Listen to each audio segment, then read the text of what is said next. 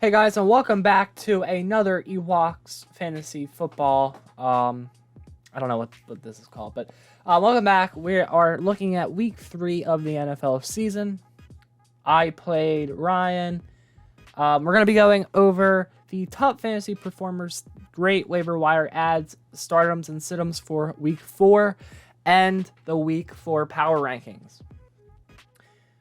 So, let's go. Also, the matchups. We're going to go over the matchups. I beat Ryan 122 to 100. Also, you might see some different people. So, let's go over that first. My team. So, I traded for Ja'Marr Chase. And it didn't take much to grab him. I'm gonna go look at recent activity. Let's do the recent activity first.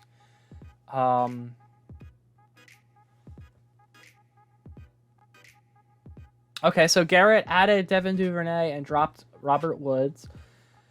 Patrik dropped George Pickens and added Julio Jones. I added Courtland Sutton. Garrett dropped Kadarius Toney, added Carson Wentz. And then this was the trade I pulled off was Ja'Marr Chase. I received Ja'Marr Chase for Michael Thomas and Aaron Jones. I kind of fleeced Evan, but not gonna lie. Michael Thomas definitely took a step down. And Michael Thomas is hurt again. And then Aaron Jones, I sold high on both Aaron Jones and Michael Thomas. And I got Ja'Marr Chase, who I bought low off of a 10.8 and a 12.7 performance, but he's going to get better every time Joe Burrow throws to him, obviously. Patrik dropped J.D. McKissick and added Michael Carter Jr. That's a great pickup. Patrik also dropped Julio Jones after he got hurt and added Curtis Samuel. Patrik also added Jimmy G and dropped Kirk Cousins. Okay. Deakin dropped Melvin Gordon and picked up the Steelers defense. And then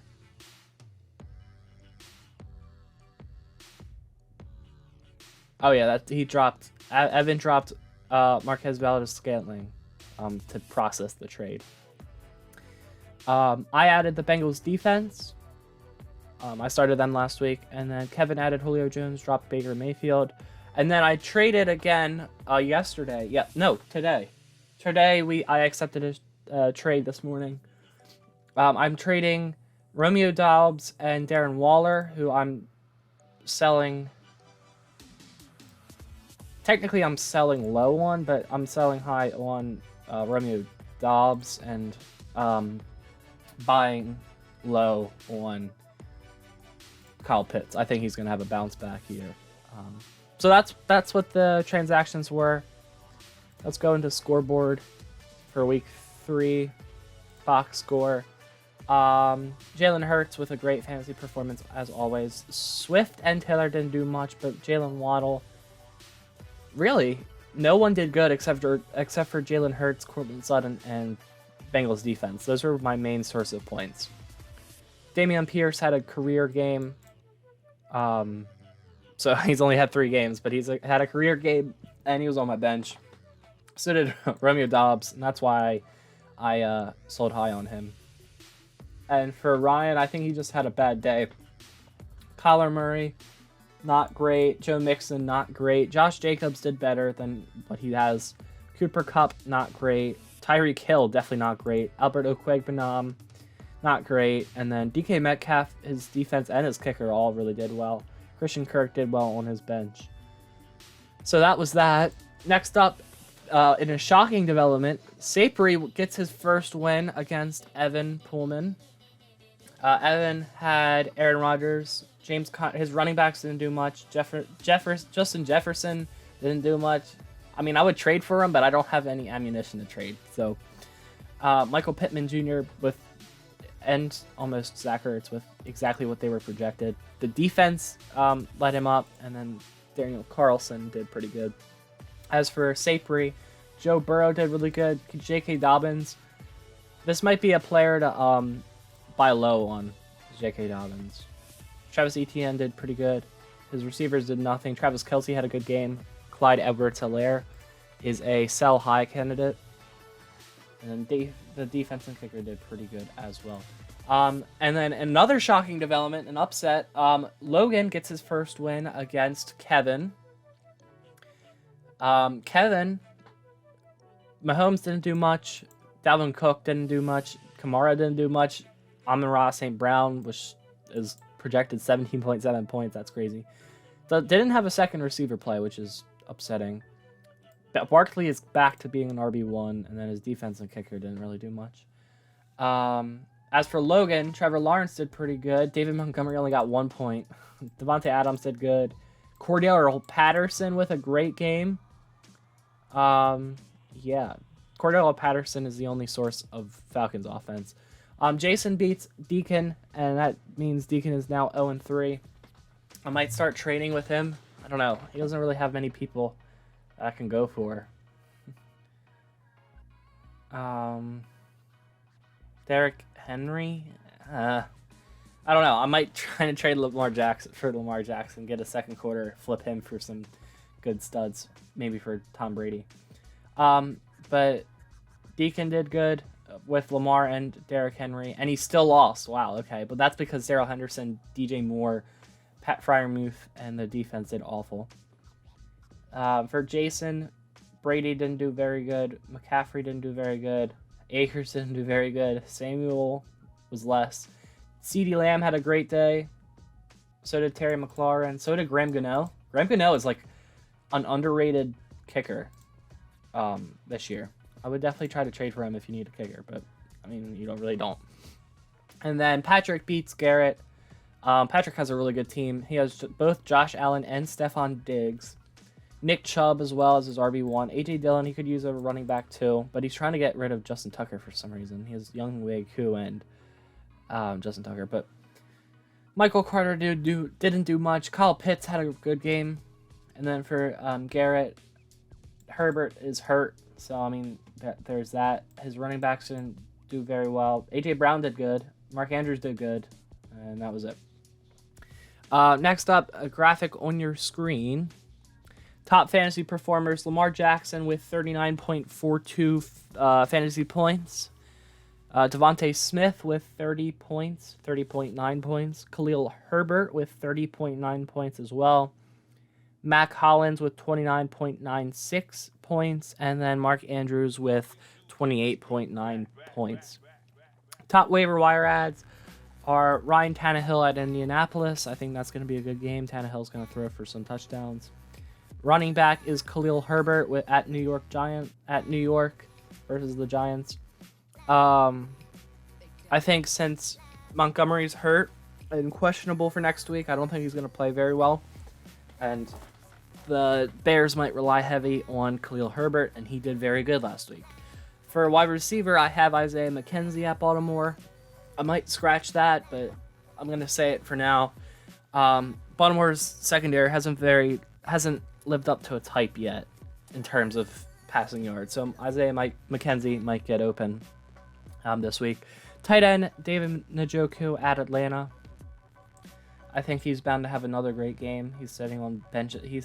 He's on benches everywhere, and he had a very good game.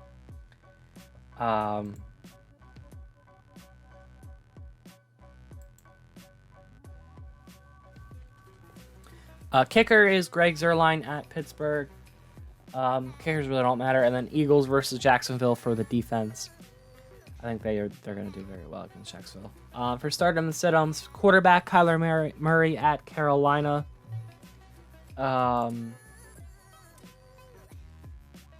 going to be a good game. I think he's going to do very good. Russell Wilson at Las Vegas. Russell Wilson hasn't been doing very good, so I might just sit him.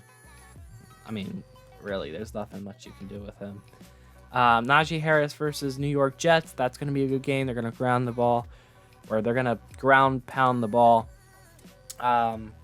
especially with Mitch Trubisky at quarterback. Austin Eckler at Houston. I think he's going to have a bounce back game there.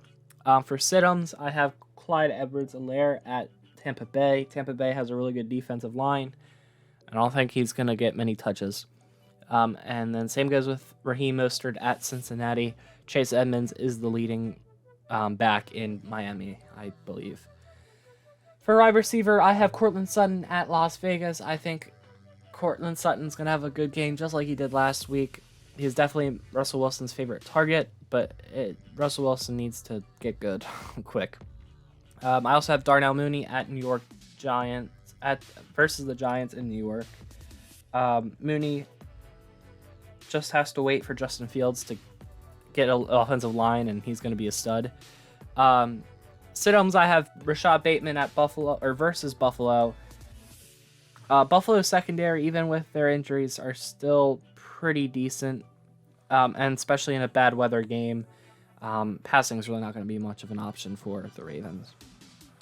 Brandon Cooks versus the Chargers. Chargers also have a very good secondary. I don't see him doing very good with Davis Mills at quarterback. Tight end, I have Dallas Goedert versus Jacksonville. This is pretty much a given. Goddard is going to score a touchdown next week. It's pretty good.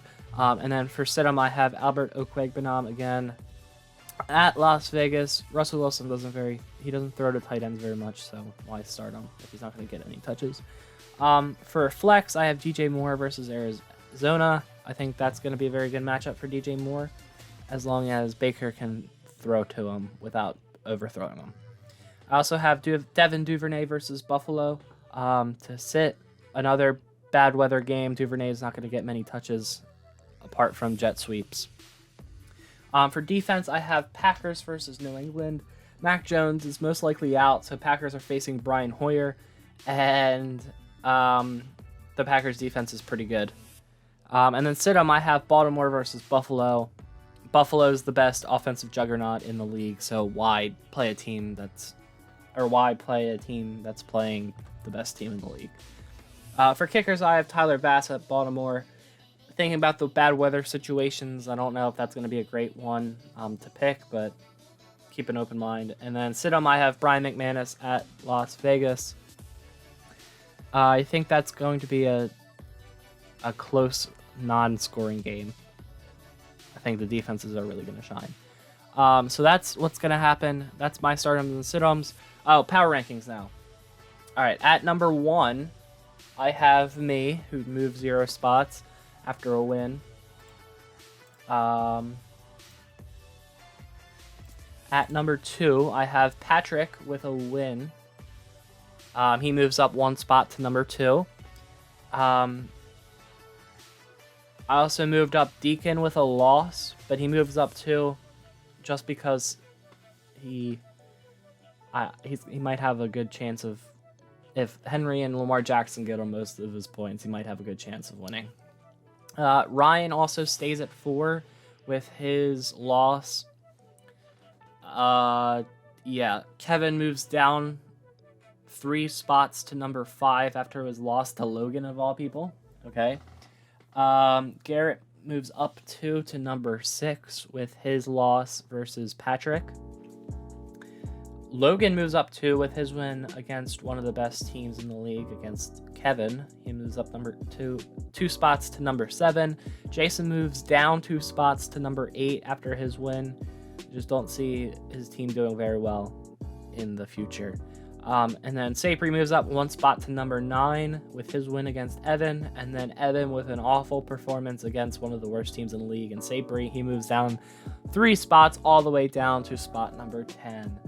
So guys, thanks for watching. Leave a like and subscribe if you have not already. Hopefully the Ravens can win week 4 against the Patriots. That's what I'm hoping. So thanks guys for watching. Leave a like and subscribe if you have not already. And I'll see you guys later. See you. You're told I'll be a hard temptation.